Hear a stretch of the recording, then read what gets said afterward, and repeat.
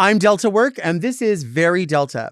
Today I'm joined by the one and only Melissa Befierce. We talk about loose side heels and the age-old question, pozole or menudo? But first, do you want to see me go off? Because I think you want to see me go off. Oh. Mom!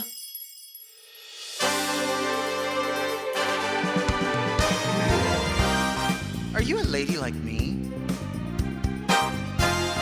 Introspective, beautiful. Oh, are you intellectual like me? Beguiled by a bargain? You like wild times? Oh, like me? Are you serving the community like me?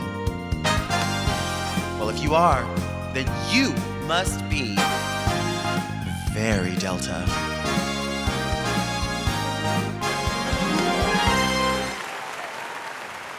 I'm Delta Work, and this is Very Delta, a luxury public access podcast and YouTube talk show where I look gorgeous, speak extemporaneously, and invite fascinating people to sit on the couch and get very Delta.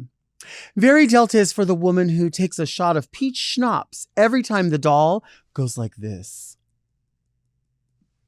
But first, let's get into some things that are very Delta. We need to talk about the handography. The doll goes like this on RuPaul's Drag Race All-Stars. There's several dolls.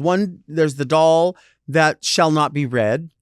There is the doll who goes like this. Other dolls will reveal themselves as we go. But some have stepped forward and said, I am the doll who shall not be read. And the other said, I am the doll who gives you this. And this means so many things.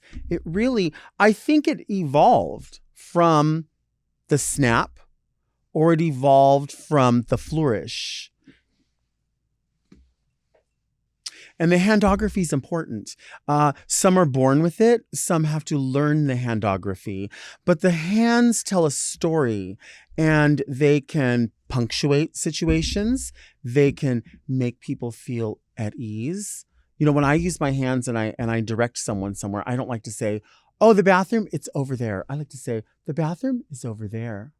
Because it lets people know you're invited to the bathroom. But if you go like that, it really it sets people off guard. Hands are so important.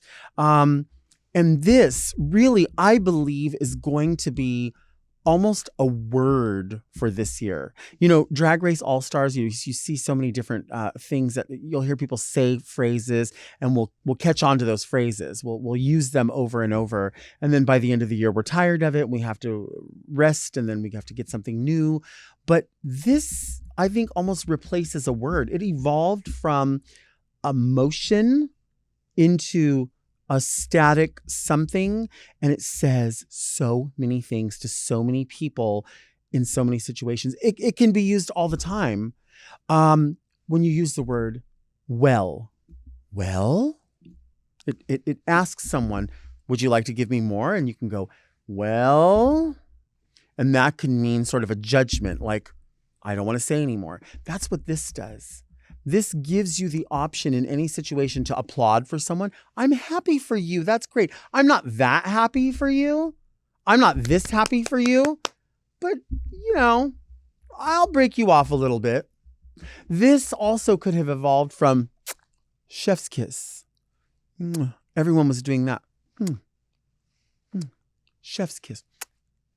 But then it could just be, I don't love it. I don't want to kiss you because I don't want crumbs from you. But I'll give you a little bit. Just a little bit. And what is the pepper?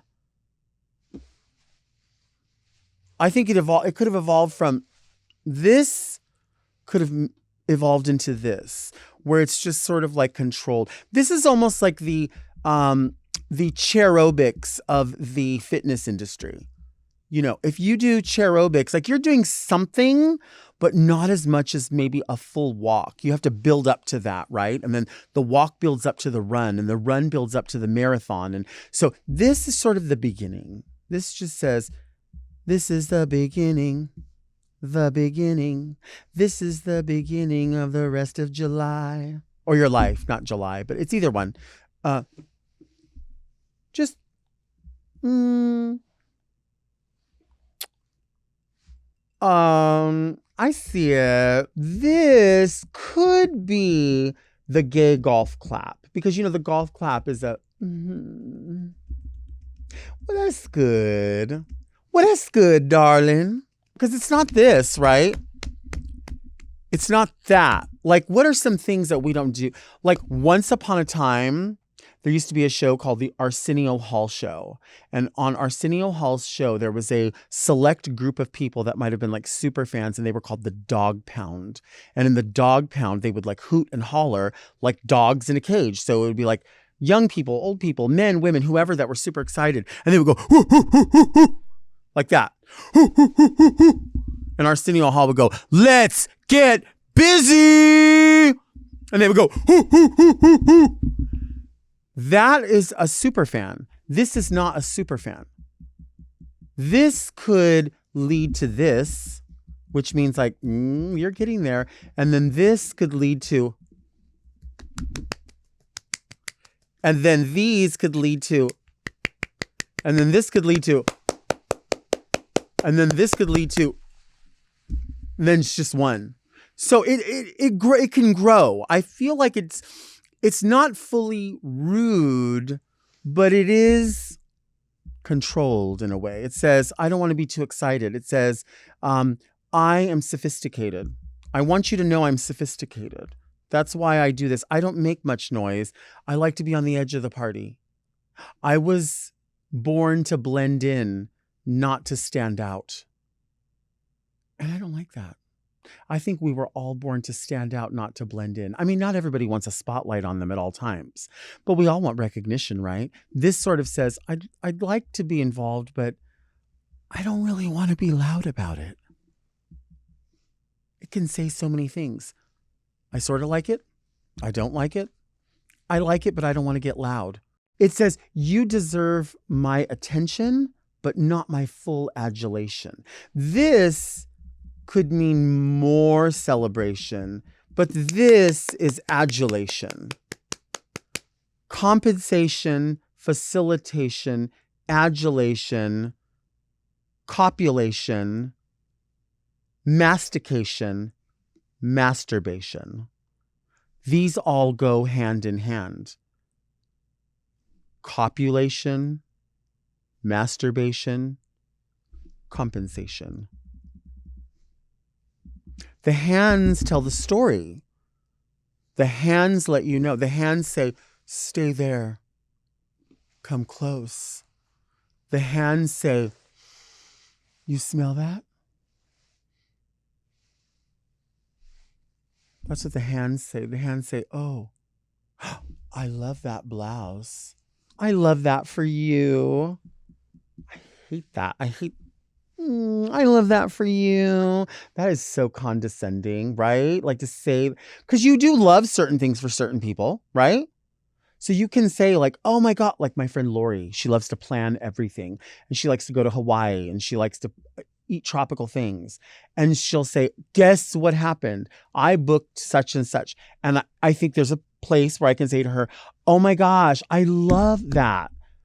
And then if you add on for you, it kind of sounds like, I don't know, a little bit condescending, but I do love it for her. I don't love it for me, certainly, but I love it for her to plan to be up 7 o'clock in the morning, hiking and going to gift shops. Me? I don't want to do that. I don't love that for me, but I love that for you. I love it for you. Oh, I love it for you, baby.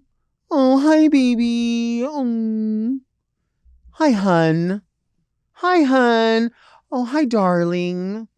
Hey, darling. Hello, darling. Nice to see ya. What is? Oh.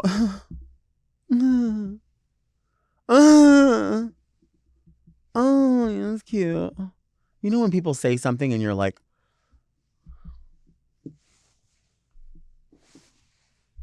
get out.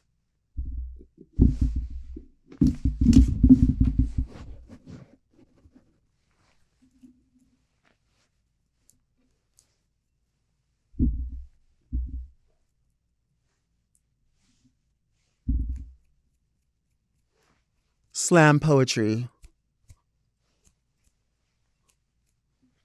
Dig. I can dig it. Could you dig it? I can dig it.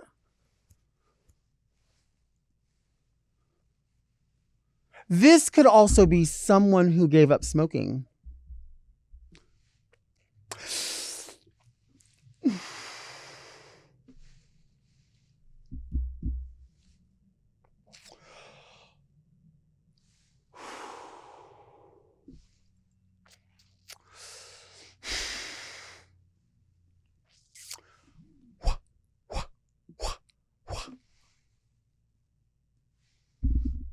Do you want to see me take a ciggy break?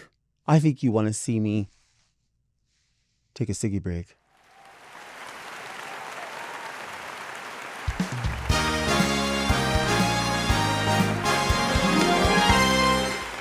You've screenshotted and shared their tweets and you've quoted them over dinner. Now enter the discourse. Listen and watch Peyton Dix and Hunter Harris on Wondery's newest show, Let Me Say This, where they'll answer the most burning questions in pop culture. What is Hunter's favorite Dakota Johnson lie? What hot thing did Kristen Stewart do yesterday? Highbrow, lowbrow, and all the tortured poets in between, this is the show for the weekly hot takes on pop culture you didn't know you needed and you won't be able to live without. Stay tuned to the end of this episode to hear a preview of Let Me Say This.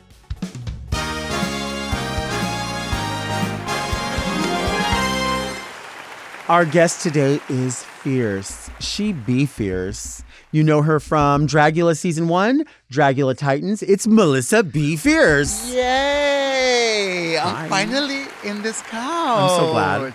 Thank you for having me. Thank you for being here. You are Of just course. decked all the way out. Always. Did you have to rhinestone this or did somebody else rhinestone it? I made this myself and I rhinestoned it myself. That's basically what I was getting to is you are like, you literally can do everything when it comes to putting your drag together. Yes. Have you always been that person? Like, how did you Always. learn all that?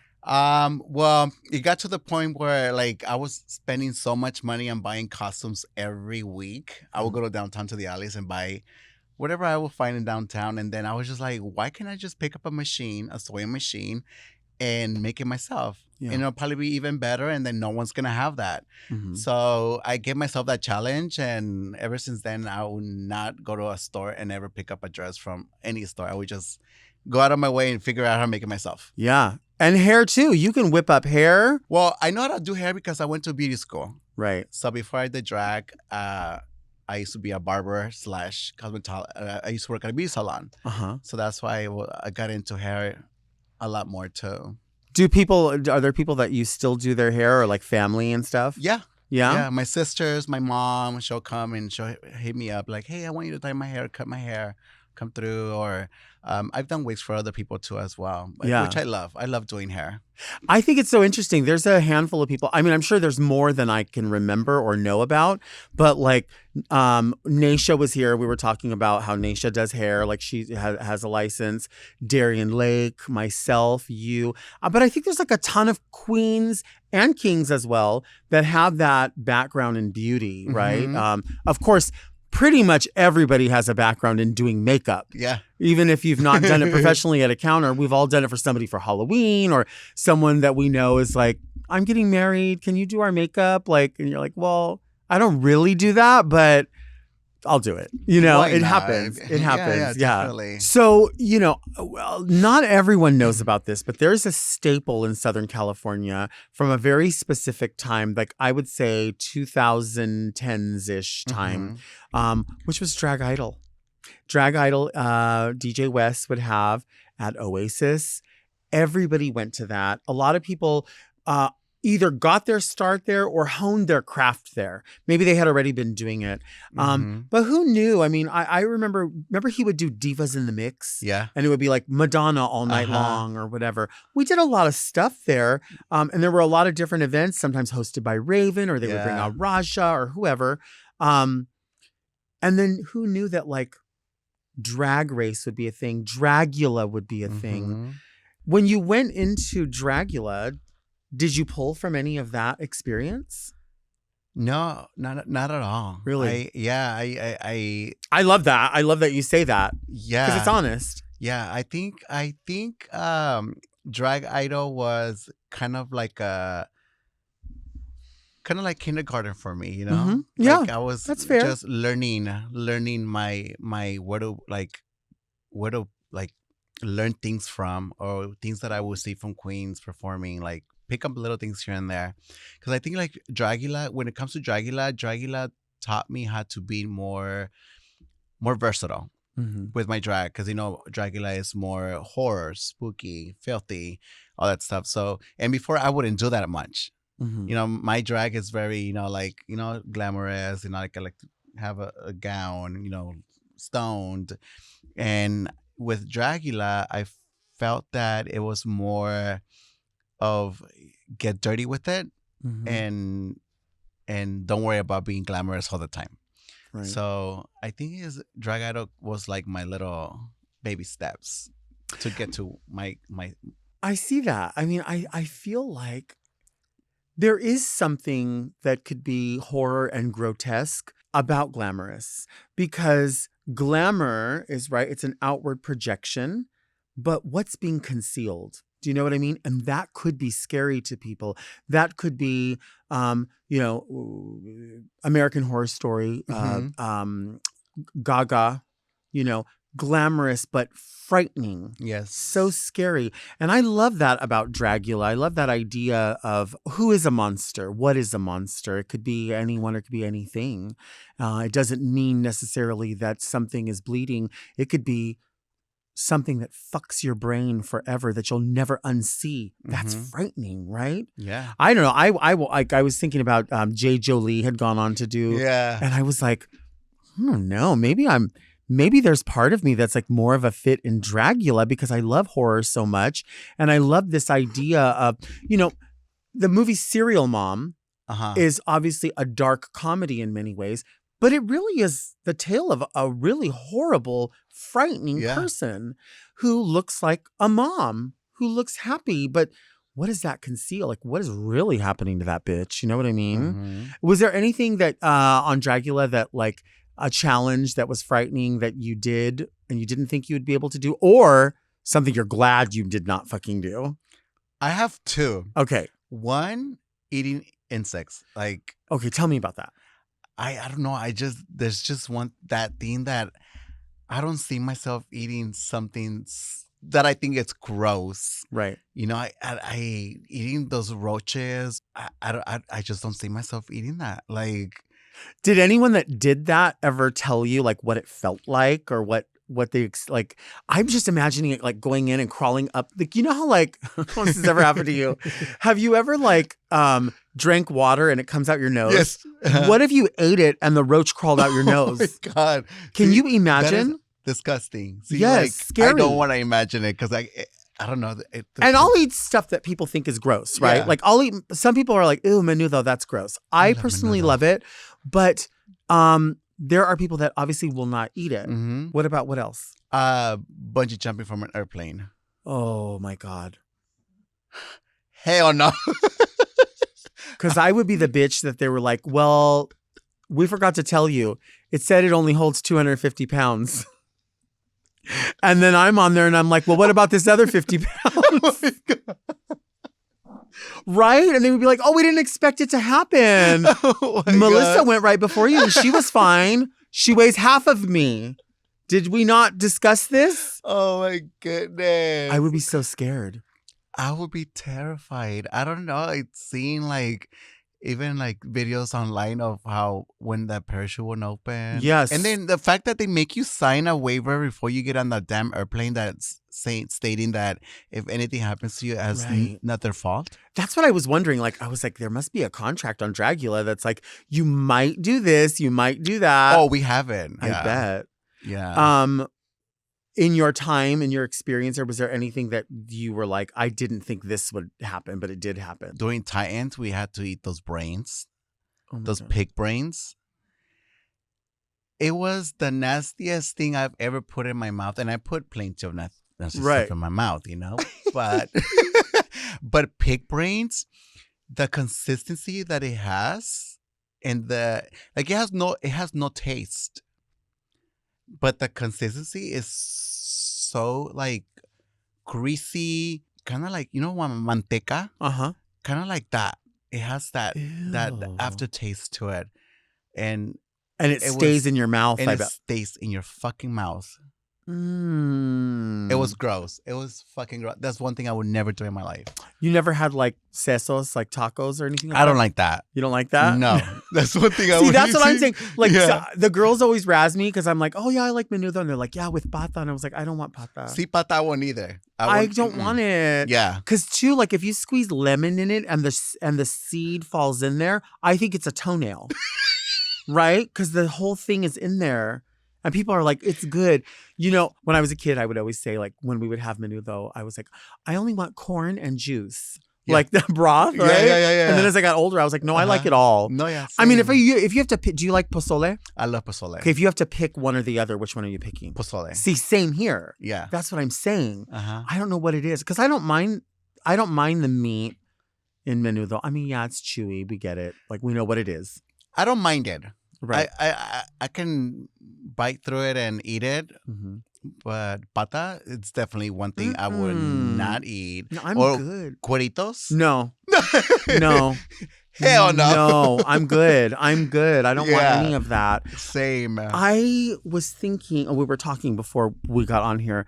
Brunch is such a big deal. Yes. People love drag brunch. You have a brand new brunch, but it's a little bit different because the menu is different, and that's the thing that drew me in. Tell us about your new brunch. So my brunch is called Chingona, and it's an all Latin cast, which I love because I feel like Latinos are not well represented the way we should be.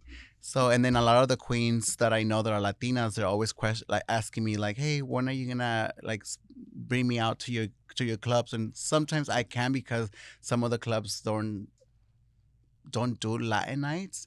So I wanted to give those Latina queens that are always looking for a spot to call home and for them to showcase their art and to be proud of their culture.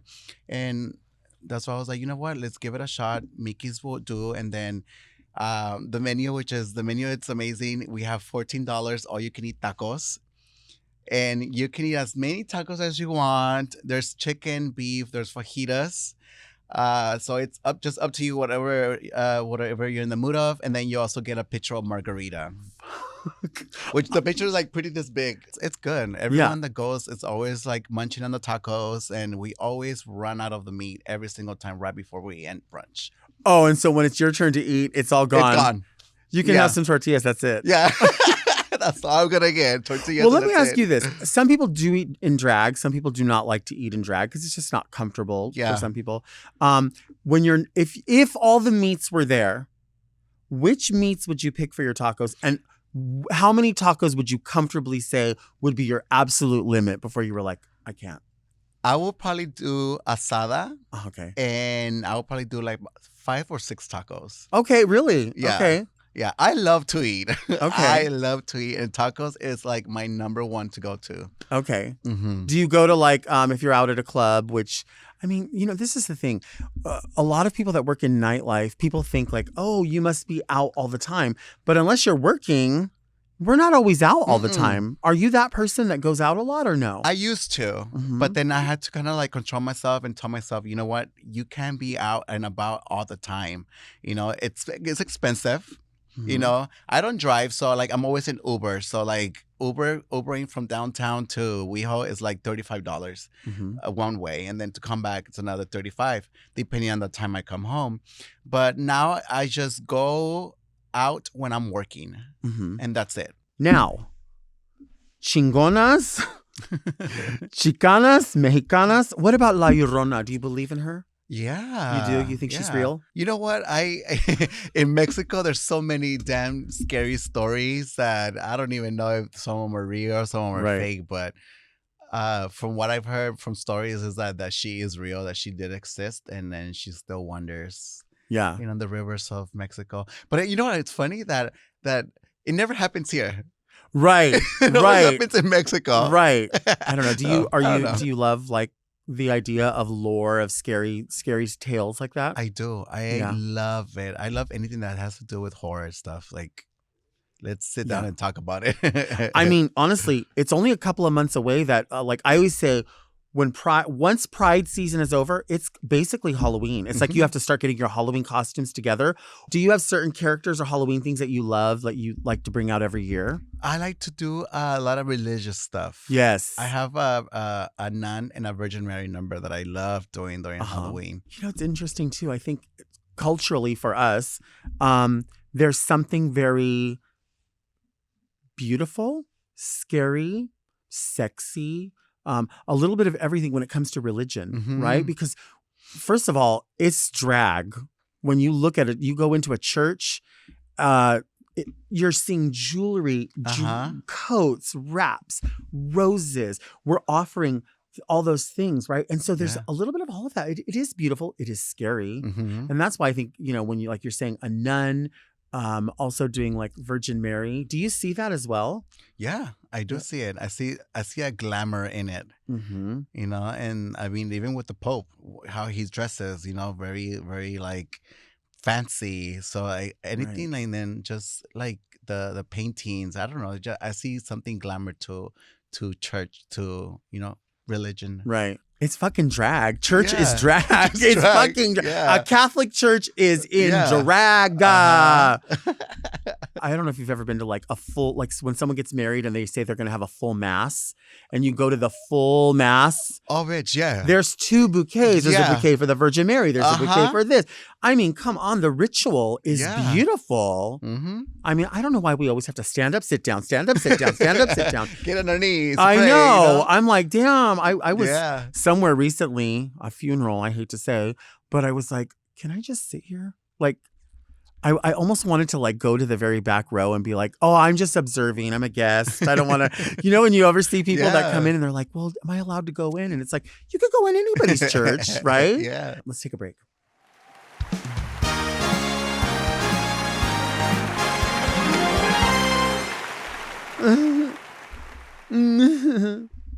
Oh, sick.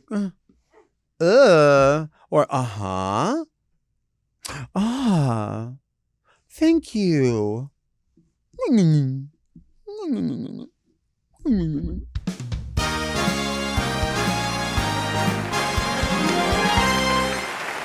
We are back talking with Melissa Befierce. We talked about you having, obviously, doing hair.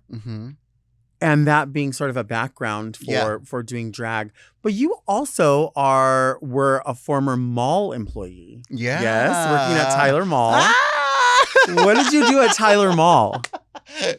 I used to sell those straighteners. It used to be called Coriolis, and then it was the straighteners that you can use to curl your hair with as well. Okay. And it was a little car at the mall.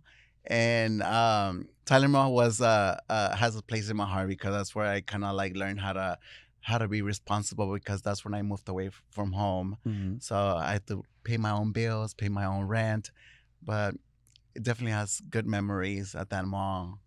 Is it hard working at like a cart like that, because you have to like sort of sell the product as people are walking by, right? Very What's the trick to that?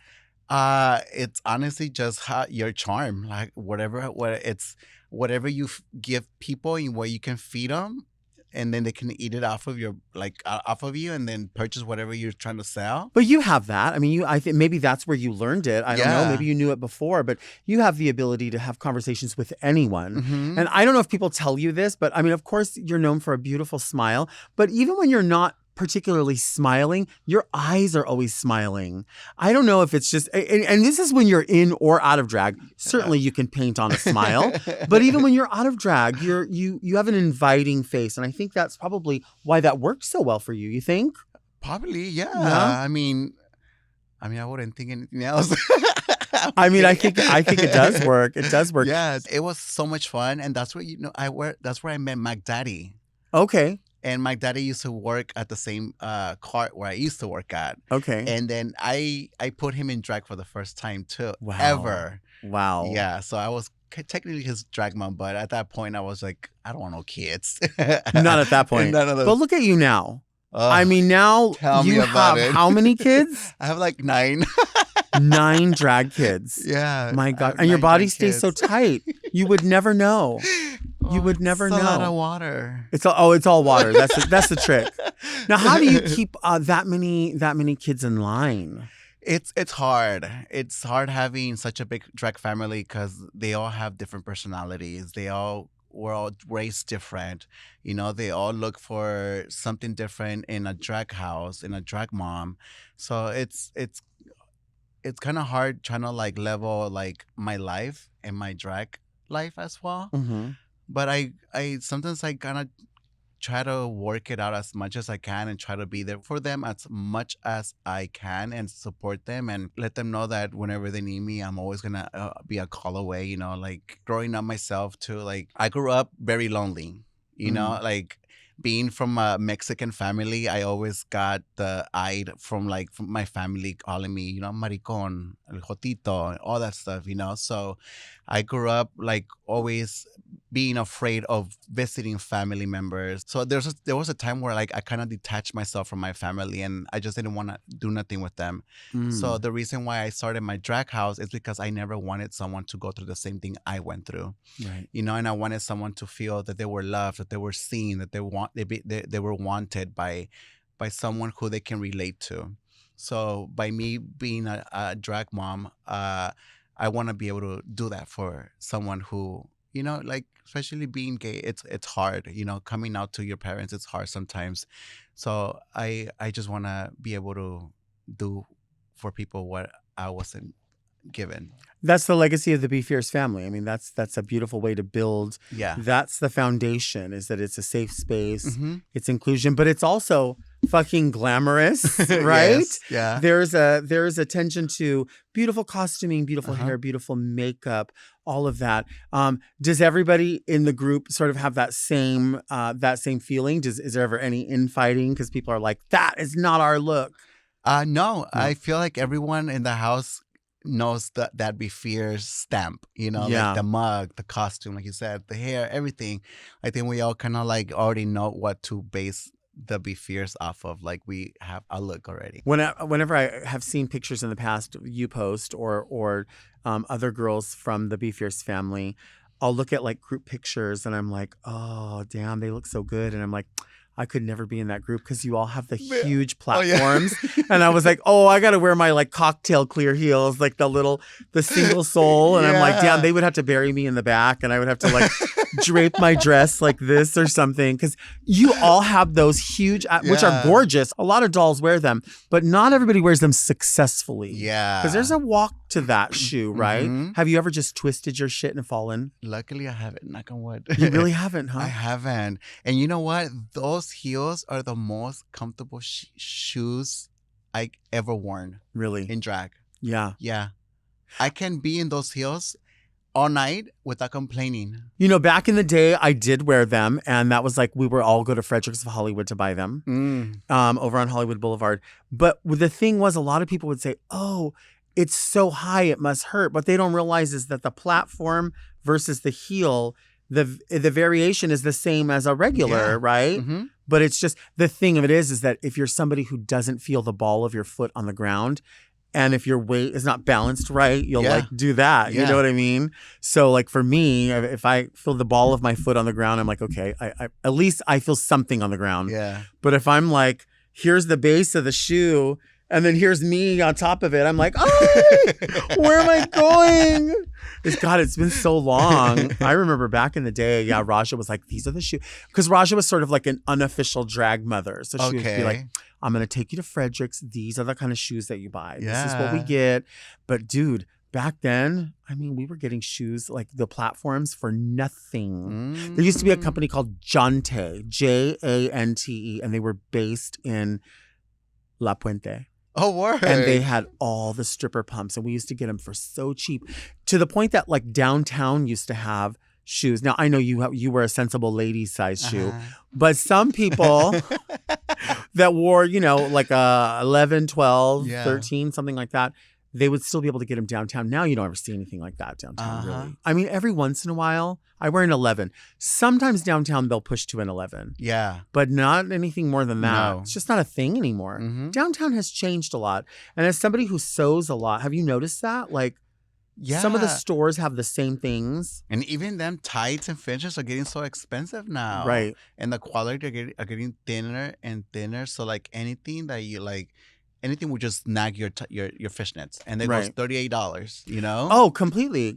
And then you Yeah. have to like play that game of like, where can I twist the tights? Oh my God. You're so right. Can I've I? done that.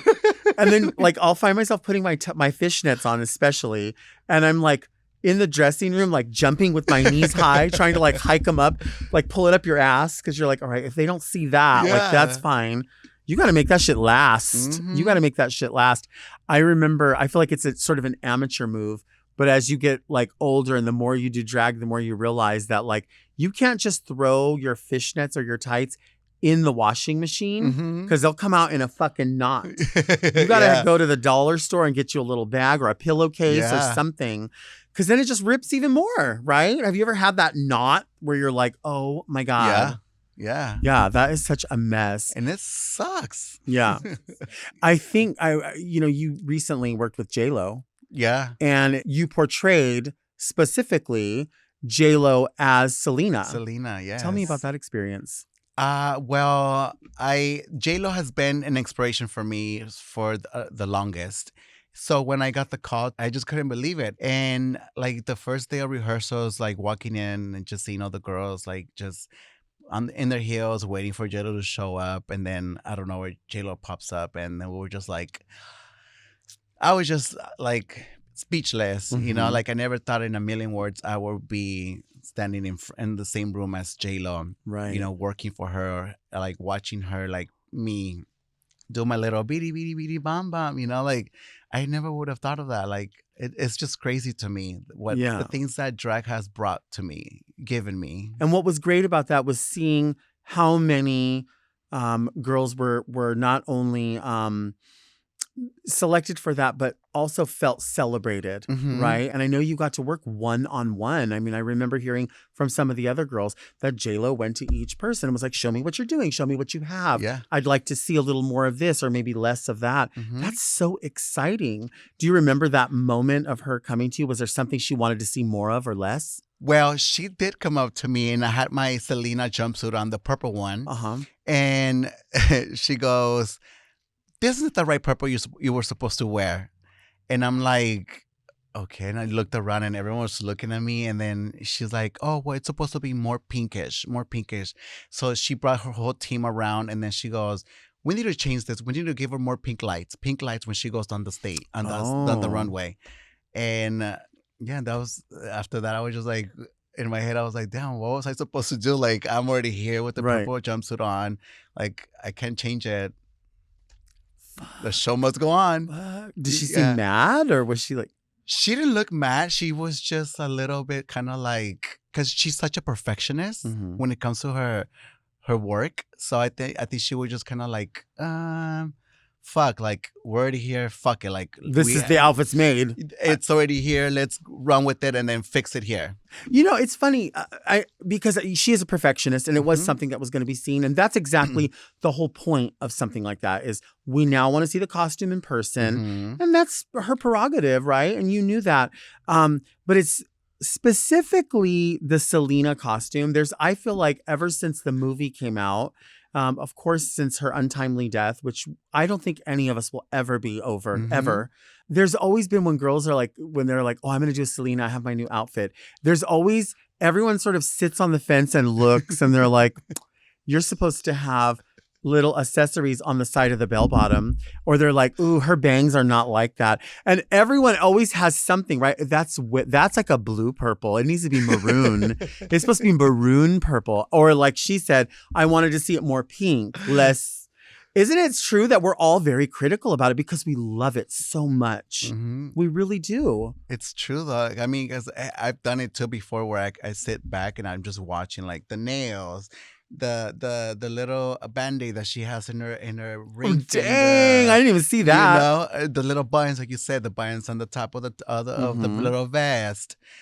Yeah, I pay attention to everything too. So like, I'm always like trying to like make sure that I try to get it to the T. But Yeah. I mean, we won't get it, but we Right. try. Right. Yeah. Because paying respect, and you Yeah. love it, and we love it. It's just with any celebrity, I think, but certainly ones that we hold really, really close to us, especially I feel like in the Latino community. It's just like it's something that we'll always celebrate because we can see ourselves in certain people, right? Yes. Like when you watch, especially when you watch the movie and you see at the very end as they're panning to all the girls, you think to yourself, they all look just like her. Yeah. Because there is something like, and there's something beautiful about that. Mhm. Or looking at features and saying like, look at it being celebrated. Yeah. Listen, we're gonna dig far back. Okay. You were a cheerleader in high school. Yeah. You were, yeah? Yes. Did you love that? I loved being a cheerleader in high school. To me, it's like I always wanted attention, like I always wanted to be, in the front row, like Yeah. doing my thing, A show person. Yeah, even in junior high, I always wanted to be in the drama plays. I Mhm. played Don Quixote one time Oh, wow. in elementary. Yeah, so I always liked the whole theater thing or entertainment stuff. But I in high school being a cheerleader was tough. First of all, I was out, and then like I would get bullied a lot all I the bet. time, and then everywhere I will go, they will see me with my uniform. They always call me names, the F word or fairy or just really bad stuff. But in my head, I was just like, why am I gonna let people tell me what to do with my life? Like if I feel this is right for me, why I'm gonna let someone tell me that it was wrong, that Right. it's wrong. So thinking back, I tell myself like, I'm proud you did that, because if you would have never done that, who knows what your life would have been, letting people control your life or how you want to live your life. So that helped me build the person that I am now, because it made me even stronger to like say, you know what, I don't give a fuck what you think, or I don't give a fuck about your opinion. I'm Right. gonna do me, and I'm always gonna put myself first. Yeah. And that's powerful to know that at such a young age. Mhm. And obviously came from the fact that, like you said, there was, a time when you had to separate yourself from your family. That's either, I feel like in many ways, it could be like physically moving out away from people, but it could also mean, emotionally when you're young saying, I'm going to separate myself from those kinds of conversations because they're not going to go anywhere but in a circle. Yeah. Right. So you probably found that so in a difficult way, but you found it before a lot of other people did. When Yeah. did you graduate from high school? What year were you? 2003. Okay. Yeah. Okay. So you're old. No, but it's an interesting time, right? I mean, I'm 10 years older than you, Very, so yeah. but there was a specific time there between like the mid 90s, early 2000s that were vastly different than they are now. We didn't have social media in that way. Oh. We didn't have the ability to build our tribe, as they say, Mhm. other than going out and meeting people. And if you're going to school, you can't really build that. You can build with people who are allies, Yeah. and I'm sure you had that, Mhm. but not necessarily people who looked like you, sounded like you, felt like you. It was a different time for all of us. And I'm not Yes. by any means saying that times are so much easier for people, because I think a lot of people get caught up, myself too, I will get caught up in thinking, oh, everything's so different now. It's so easy now. It's not easier. Yeah. There's just more ways to find, more outlets possibly, but it's still hard for people in small towns or with like very sometimes conservative Yeah. families. I'm sure we both come from similar Mhm. families that I think they see, many times those traditional roles, right? They want their Yes. son to be strong. And in their mind, it means having a lot of kids is virile and working with your hands and doing all of these things. And what they don't realize is that she did have a lot of kids and she does work with her hands. Well. And also, not only a lot of kids, not only, yes, working with your hands, but also recognized. Yes. You were recognized by the California State Legislature for your dedication to the LGBTQ plus immigrant, refugee, and asylum-seeking community of Los Angeles. Yes. That's huge. Yes. That is huge. That is not how many people voted for me. That's an actual recognition by a group of people who know it from the inside out. What does that feel like? It felt like a big accomplishment for me because I'm on DACA, you know. So from being for someone who was, came to the U.S. and at a young age, like I didn't have a lot of what is it, a status for a minute, till DACA came out, thanks to President Obama. He opened up for a lot of us. And so being able to do that for the community, it was such a huge accomplishment for me, because I never thought people would be watching what I'm doing, for Right. other people. And like I said, coming from DACA, it's a little bit of a step moving forward, but anything and anyone can literally just come and just take it away from us like that. Right. And then what people don't know is that we are here just as everyone wants to be here. We want to work, we want to be successful, we want to live the dream. We want to be dreamers. And so knowing there's other people that don't have a status here, and there's people that are sitting on the edge of their seat, because you never know if this president's gonna come in and just literally just rip us away from what we fought so hard to have. We do pay our taxes, we pay our 2-year fee to renew our stuff. I mean, and all we're here is just because we want to be seen. We want to, we want to be successful. Yeah. I mean, and that's, that's the dream that should be recognized, and it should be supported.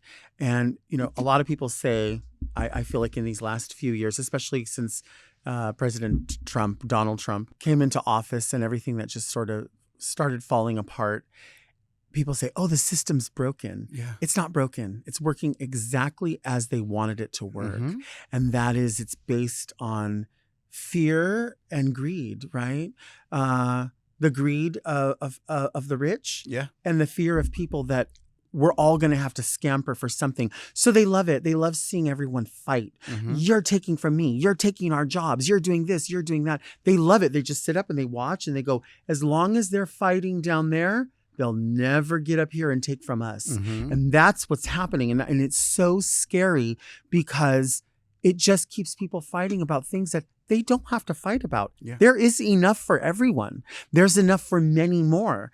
And so this idea of building a wall and not a bigger table just never computes, because I thought we were supposed to be the land of the free and the home of the brave. There's nothing free or brave about attacking people who want to come and share this massive pie that's available. They want to work for this pie. They want to cook it together and share it together. And instead, people are saying, no, it's all mine, and I would rather it rot than share it with you. It's fucked up. It's scary, and it's gross.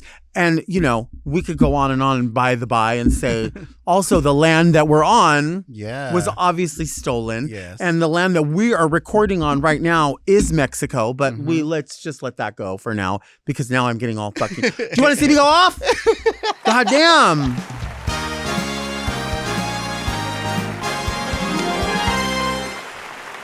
If this had a voice, it would sound like...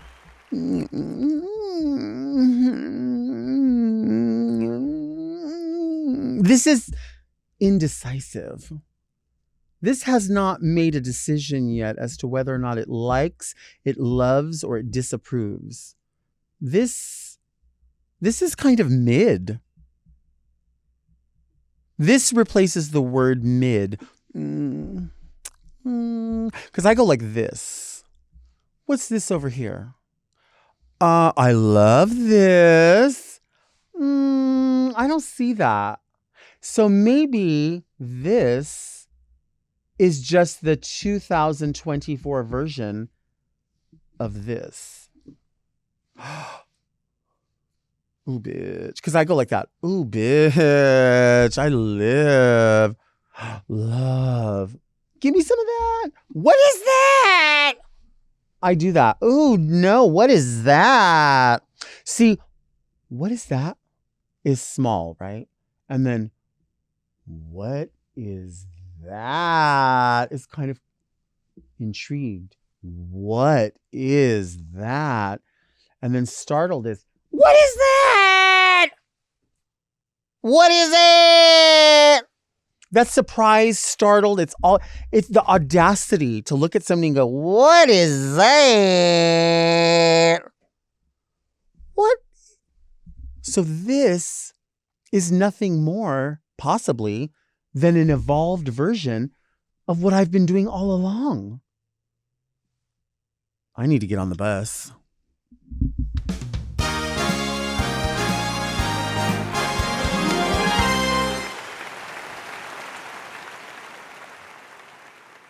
You know what also gives me oscars sometimes is I can't eat tres leche cake.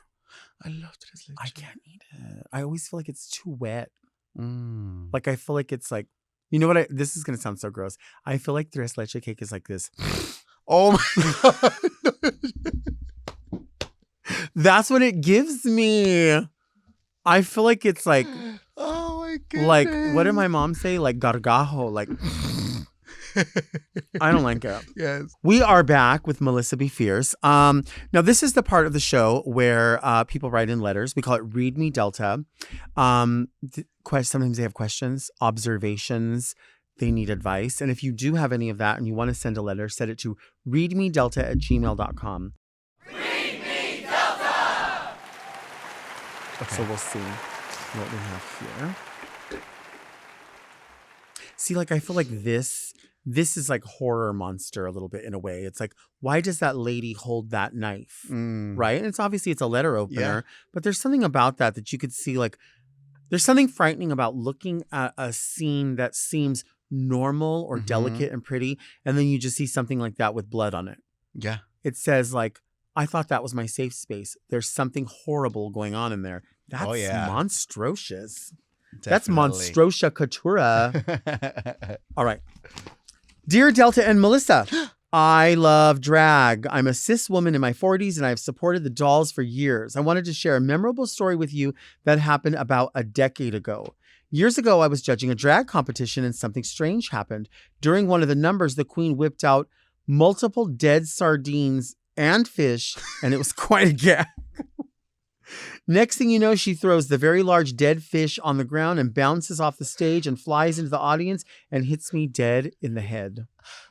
I was completely in shock and I didn't realize what happened until my friend looked at me and told me I was severely bleeding from the dead fish's impact to my forehead. How sharp was it? Oh, maybe the tooth or something? Well, she says, next thing you know, I'm leaving the club to go to the hospital to get stitches. Thankfully, the club paid for my medical expenses. All that being said, what I want to know is, what's the most unexpected thing that has ever happened during one of your performances or a performance you've witnessed? Sincerely, Brianna, the girl with the fish scar. She has a fish scar. I actually do remember that. Tell me. If it's what I think it's happened at 340. Okay. It was a show happening, and that person left the whole bottom floor stinking like fish, and it was the worst smell ever. Like, you were there for this performance, you think? I don't know if it's the same one. I bet you it is. I don't think this happens very often. I don't know if it's that one, but I remember something like that. This happened at 340. See? It's a small world. Producer Doug used to go to 340, and Melissa was there that night, and Brianna, who wrote the fucking letter, they're all connected in this. I was the EMT that show. No. Yeah, I was there that night when it happened, and I was so mad. I was so mad at the fact that this girl, this drag queen, did all that for nothing. You know, like, this whole fish was all over the stage. The whole bottom floor smelled like fish. Wow. And this was her number. Yeah. This was her number. Listen, I don't think I can top that. I can't really think of anything. I mean, you know what did happen recently that I didn't expect to happen? It was a pride show. It was a drag brunch. Everything was totally cool. You get birthday parties, bachelorette parties, all of this.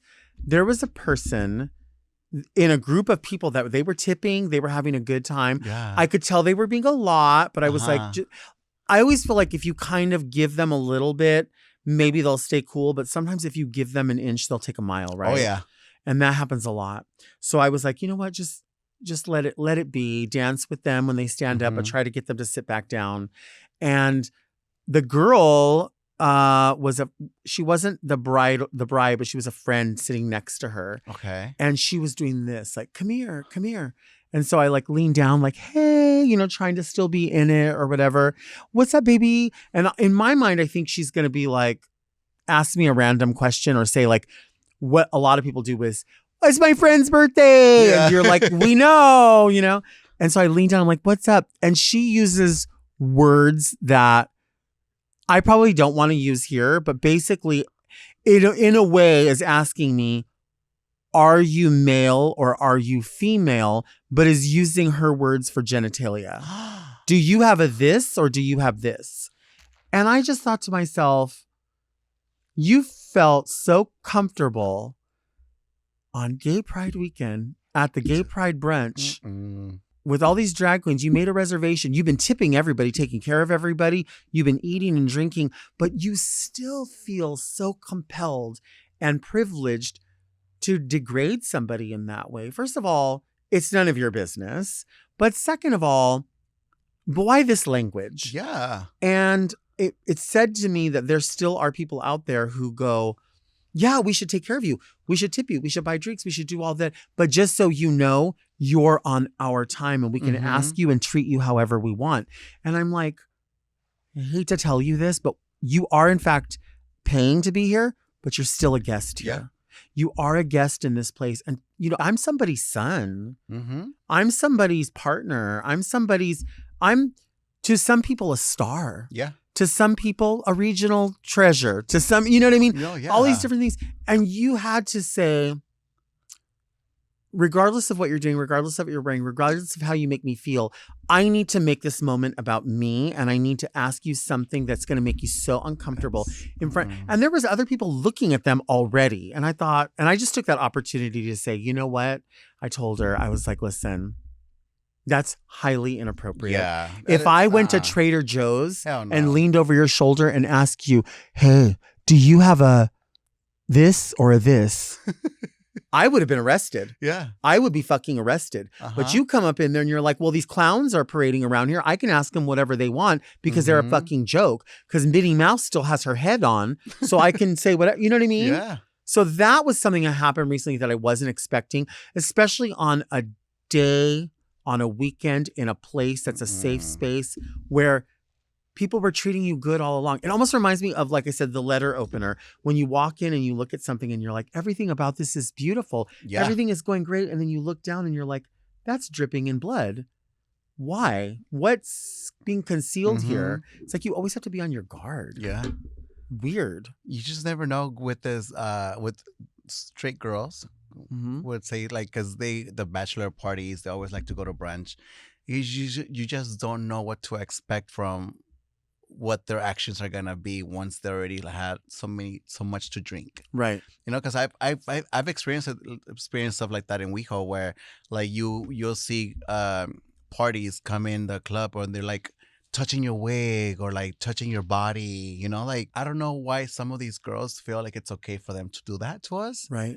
But like you said, like if we were to do that to them, right, will be considered sexual assault. Like right. we're touching them inappropriately, and which is fucked up because like these girls come to our place where we feel safe, and they're doing these things to us or asking things like this to us.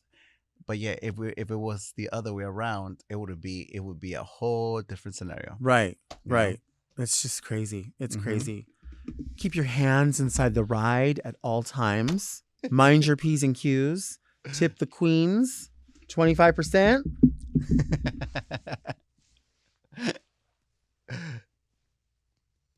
Mind your P's and Q's. Thank you for being here. Thank you so much. This is so for fun. having me. Hell yeah. Thank you. So glamorous. I really, in the beginning, I was waiting for you to be like, not that I thought it was from there, but I thought you were going to be like, oh, this dress, I bought it from da-da-da, because it's just so, you're so great at what you do. Thank you. It's amazing. Thank you so also, much. just an observation for anybody out there who's looking, this is really how you do stonework. You mix the sizes and it makes it look so much richer, right? Uh-huh. Thank you all so much for listening and watching Very Delta. Our show comes out every Monday. Subscribe to Mom Podcast YouTube channel and turn on your notifications so you never miss an episode. Search for Very Delta on your favorite podcast apps to listen to the audio-only version if you can't handle all this Befierceness right here. You can also sign up for premium offerings on Mom Plus Gold by visiting mompodcast.plus, where you get weekly episodes of more Very Delta. Don't forget to send all of your questions to readmedelta@gmail.com. You can follow me on Instagram at DeltaWork. Where can people find you on social media? Instagram, it's Melissa_Befierce. TikTok, it's Melissa_Befierce1. And then Twitter is as well. It's Melissa Befierce altogether. Perfect. I love it. Yeah. We'll see you next week. And until then, keep things very Delta.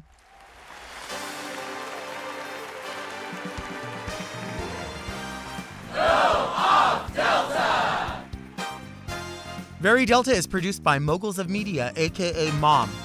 Hosted by Delta Work. Produced and edited by Doug Robertson. Technical direction by Margot Padilla. With original theme music by Will Pitts. Media and design support by Stone Cold. And set design by Eris Sevilla. Executive produced by Alaska, Willem, Big Dipper, Camille Stennis, and Joe Cilio. Recorded at Forever Dog Productions. I shall put raisins on my salad. Period. That's it. There's no other conversation. Mom! To listen to Very Delta ad-free, 1 day early, and to get access to more Very Delta and all of Mom Podcast's premium content, check out Mom Plus Gold at mompodcast.plus.